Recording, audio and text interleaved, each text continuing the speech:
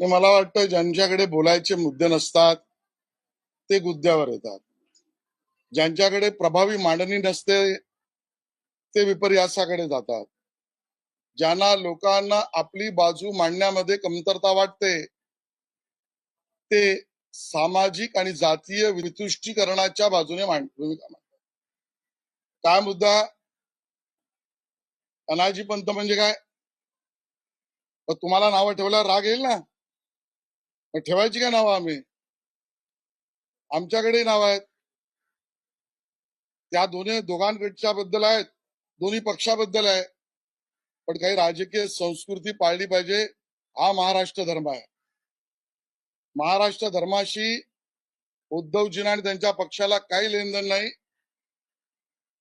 हीन बोलणे, टोमणे मांडणे, जातीवाचक बोलणे आणि आपली बाजू मांडणे, कारण दमदार बाजूच नाही.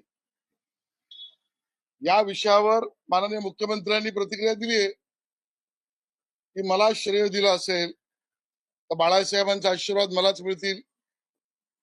आणि दोघांच्याही भाषणामध्ये तकलादूपणा होता, त्यातला प्रामाणिकपणा नव्हता, अप्रामाणिकता होती. याचं कारण ते दोघेही प्रामाणिक असते तर त्यांना देवेंद्र फडणवीसांचं अभिनंदन करावंच लागलं असतं.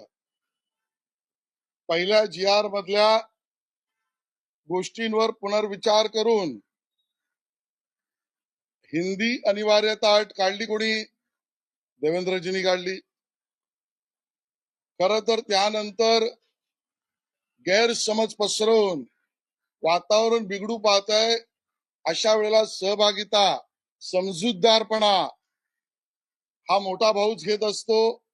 या मोठ्या मनाने, मोठ्या भावाने माझ्या महाराष्ट्रातील तमाम विद्यार्थ्यांची हिताची भूमिका मांडून आता गैरसमज दूर व्हावा म्हणून दुसरा GR सुद्धा, शासन निर्णय सुद्धा मागे घेतला कोणी? देवेंद्रजींनी. मग का दोघे भाऊ देवेंद्रजींचं अभिनंदन करत नाहीत? कारण यांचा हेतू केवळ राजकीय आहे, अप्रामाणिकपणाचा आहे. मराठी आणि महाराष्ट्रासाठी दोनही ठाकरे बंधू एकत्र आले, त्यामुळे भारतीय जनता पक्षाचे नेते यांना मोठा पोटशूळ उठलेला आहे. मराठी आणि महाराष्ट्र सोडून हा मग कसा महानगरपालिकेच्या निवडणुकीचा आहे असा जावई शोध भाजपाच्या नेते आणि प्रवक्त्यांनी लावला. सिंचन घोटाळ्यातून नेते भाजपात आले. महाराष्ट्र सदनाचा घोटाळ्यातून भुजबळांना स्वतःच्या पक्षात आणलं.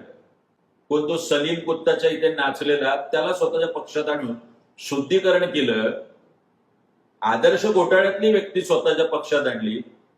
त्यावेळी सत्तेचा नसतो, मात्र मराठी महाराष्ट्रासाठी आली तर आता रस्त्यावर गोट्या खेळा.